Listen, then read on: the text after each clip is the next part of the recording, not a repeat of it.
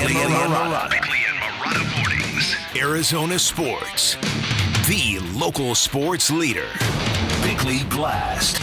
In less than 11 hours, Kevin Durant will make his return to Brooklyn, and nobody, and I mean nobody, knows what it's going to sound like. Will they cheer out of respect for a Hall of Fame talent, or will they jeer out of lingering anger for a failed super team and the trade request that exceeded the playoff series victories he delivered to New York? Nobody knows, including Durant, because it's complicated, just like my feelings on the matter. Part of me wants the Brooklyn crowd to recognize that Durant wasn't the cancer or the core issue on that failed super team, and part of me wants exactly the opposite, because the more Brooklyn boos, the more Phoenix will rally around KD, and the more he becomes ours. And that matters because a community has to deeply care about a sports team in order to make the journey significant, to make the journey transcendent, to make it what it should be. It's why so many fans locally want no part of Miles Bridges.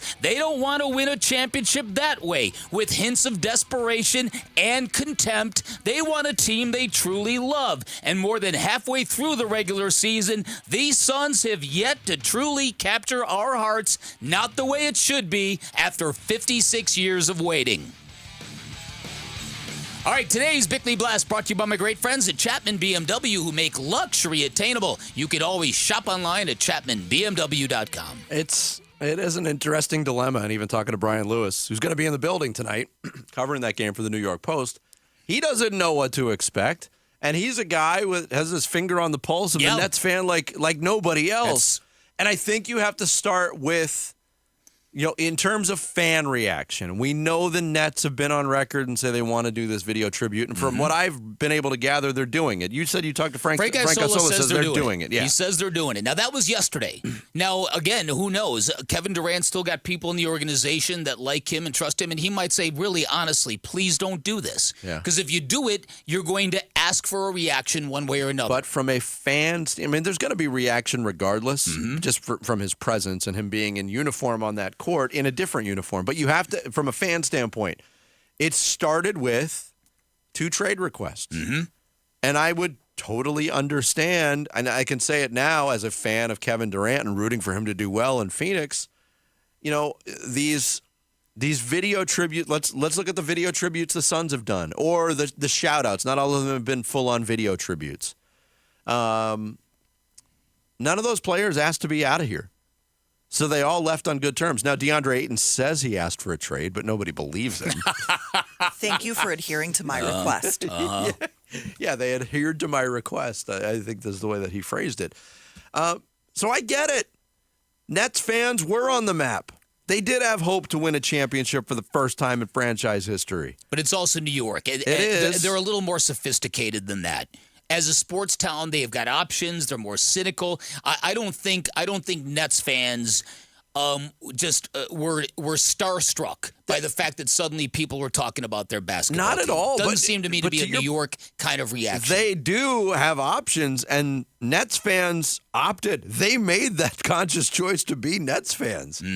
So I think that all gets thrown into the mix too. And then there's the questions of Kevin Durant is very aware of situations. I think he's very self-aware, which was not the reputation I thought he had coming to Phoenix.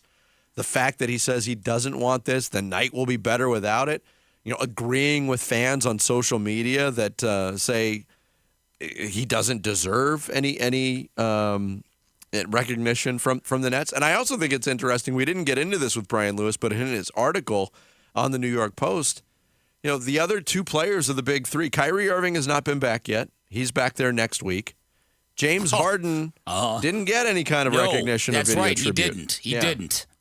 I forgot about that. And That's I right. wonder what the reason was. He's been on 2 teams since then. Was that something that was just shot down from management? I think it's a very interesting blend of things that are in play. And I do think that I think the first trade request from Kevin Durant hit the team and hit the fan base a lot harder than the second. I think that by the time the second rolled around, kind of everybody had reconciled that maybe we should do this and let's do this. And I think the Nets were thrilled with the haul they got out of it temporarily. So I do agree with you. I think there's a lot of this stuff in the air tonight, and nobody knows which way it's going to go. And it'll be real curious to see what effect, if any, it has on Kevin Durant, because we all know KD is the guy that makes big shots. He leans into big shots. There's no fear in him. If you give him the basketball at the end of the game, there is no fear that he's going to look for somebody to pass the ball to. And not all NBA stars are like that, believe it or not. Well, not all NBA players. Most stars are going to take that shot. But there's also part of KD that is uncomfortable being singled out from the group to that extent. And I'm not sure how this thing is going to go, and neither does he. But the fact that he doesn't want it, I think, tells you exactly what his mindset is. Yeah. He doesn't want it. I also think another thing that Brian Lewis hit on that is interesting to watch, not only tonight, but for the next 8 days, with the trade deadline next Thursday in the NBA, the Brooklyn Nets have the opportunity to change the landscape of the league, unlike a lot of teams at the deadline. And another thing that can't really be quantified is what their feeling is. The Nets could do exactly what he talked about. They could trade everybody, and they could restock for the future. Yeah. Toronto's already started that process. You see what that trade has done for the New York Knicks. They're the hottest team in the NBA right now with OG Anunoby after he got traded. Siakam's with Indiana. They're going to be a factor. The Nets have the opportunity to impact not only their own future, but the rest of the league if they go down that road. Yeah. No, listen, and I'm not sure that the most recent I read about that, I think that they've thought about that. I don't think that that's the way they're going to go. We'll see. I mean, that's the other factor in this now. It's the Nets, since the Twins came to Phoenix, the Nets have been through some stuff, and so has Mikal Bridges. Mikal Bridges had tapered off significantly offensively. His shooting percentage plummeted for a while, and there were a lot of Nets fans who began trolling him about pass the ball, Mikal, that kind of stuff. They've kind of got it all back together, at least to some extent, and so it's important for them to not only express themselves, but it's important for the Nets now to kind of keep playing good basketball. So I don't know. I'm fascinated by this tonight. And as I said in the blast, I think that part and parcel of what is missing with this basketball team, and they were getting close for a couple of games, is building that relationship with fans here in the Valley, building a belief and building a faith and building a trust and building a love for this team. It hasn't been there yet this year. They wanted it. They wanted to be there, but the team's performances have been all over the map. The availability was a huge issue for a while. That seems to no longer be an issue. Yeah. But again, they need. In my opinion, this is something that would be really good for them to build on. Because you could do this all the way to the postseason and maybe get lucky and go on to a postseason run. I don't think that's what fans here want. And as I mentioned, Miles Bridges in the blast, I don't think fans want that path to a championship. It's my opinion. No, I think right now that is certainly the standpoint, is avoid that guy at all costs. Try to win a championship without him. Yeah. And doesn't mean the Suns aren't going to go down that road, though. No, and it doesn't mean 2 weeks from now Suns fans aren't going to go, man, we really do need help. Let's do this thing.